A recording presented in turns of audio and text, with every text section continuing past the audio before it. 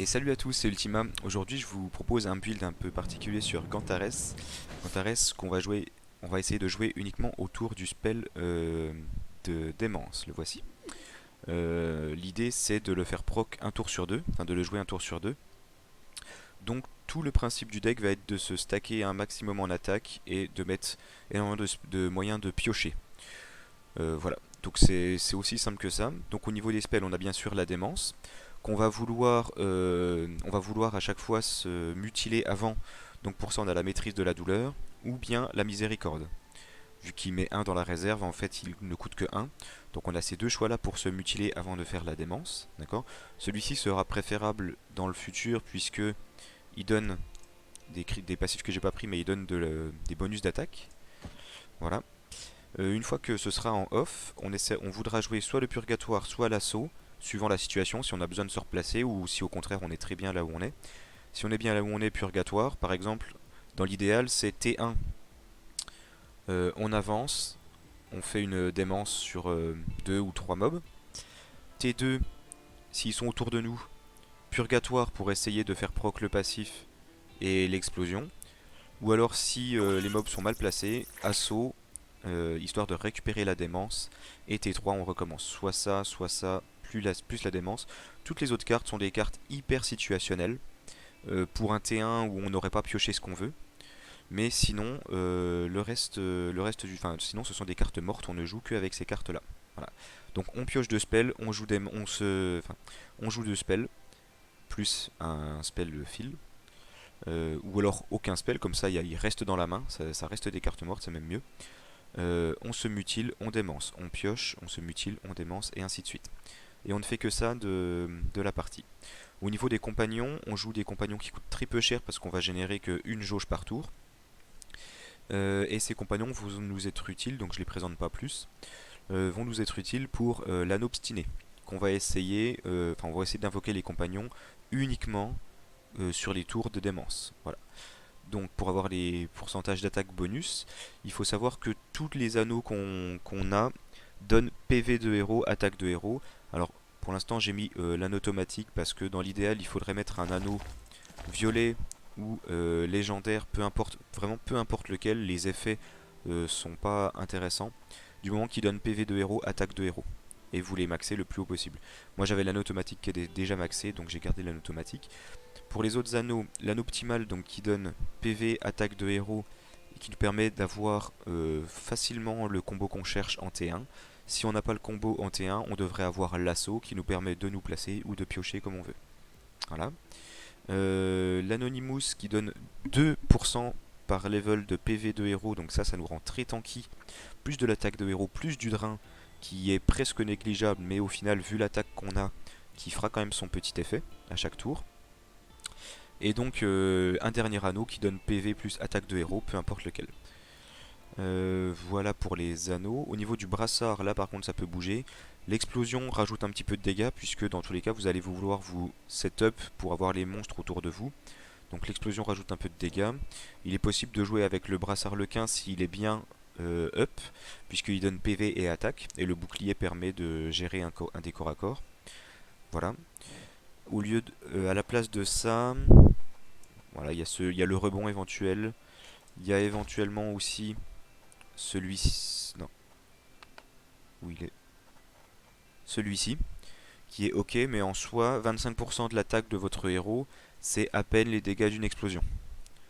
Donc, il n'y a pas d'intérêt vraiment à prendre ça, puisque l'explosion fera au moins autant, sinon plus de dégâts, vu que l'explosion c'est autour, et le brasse arrogant c'est adjacent.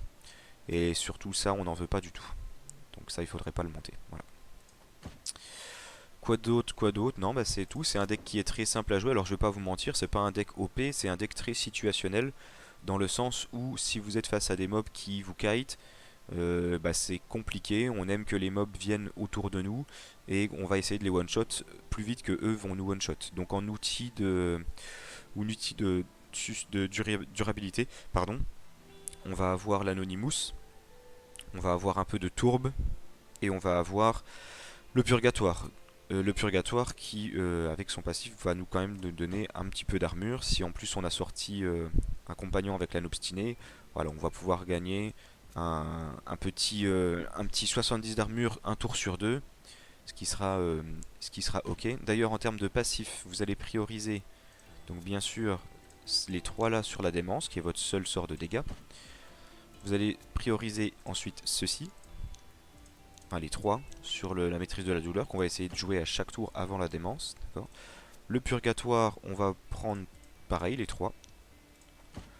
Et enfin le reste, c'est des spells qu'on joue beaucoup moins. Donc en soi, on s'en moque un petit peu. Mais voilà, éventuellement ça. Et les autres, on s'embête pas. Si, ça éventuellement. Mais c'est rare qu'on fasse un tour avec Escar plus démence. Il faudrait qu'on ait un PA dans la réserve pour ça. Et à part avoir joué ça en T1 sans avoir joué la démence, on n'aura pas de PA dans la réserve de disponible. Ou alors avec la contusion. Contusion qui peut être utile pour au tour 1, se mutiler soi-même si on a ni ça ni ça. Puisqu'elle met un PA dans la réserve également. Voilà. Voilà, sinon, voilà, on va faire une petite démonstration d'un match qui va aller très très rapidement face au Bourg niveau 30. C'est parti.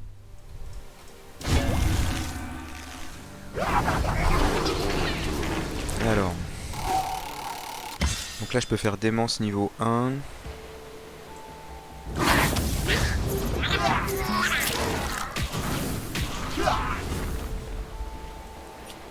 Hop. Voilà. Plus le passif. Voilà, ok.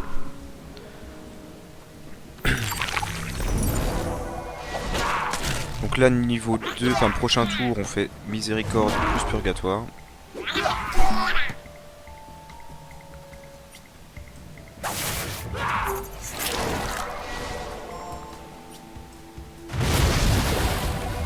Voilà. On va overdraw, mais on s'en fout, on a le combo qu'on veut. On va mettre une auto. On va pas invoquer.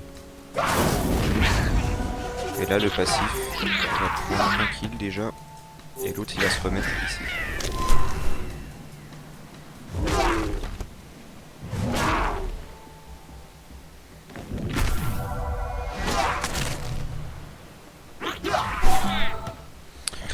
Ok, donc là... Alors, on va invoquer. Hop. On récupère le purgatoire pour le tour d'après. Démence. Et voilà. Bon gros dégâts de zone. Petit crit qui n'était pas nécessaire parce que bah, dans les cas je pense que le fight était terminé, mais vous voyez un peu la facilité du build et la capacité vraiment à faire des démences un tour sur deux. On avait dans la main 5 cartes qui étaient mortes et en fait on jouait avec 4 cartes qu'on piochait à chaque fois et on a assez de pioches en fait à chaque fin de tour plus les 3 pioches supplémentaires qu'on a pour en fait pouvoir jouer de démence tous les 2 tours. Voilà, j'espère que le build vous a plu, que la vidéo vous a plu, n'hésitez pas à laisser un j'aime, un commentaire et à bientôt pour une prochaine vidéo. A plus.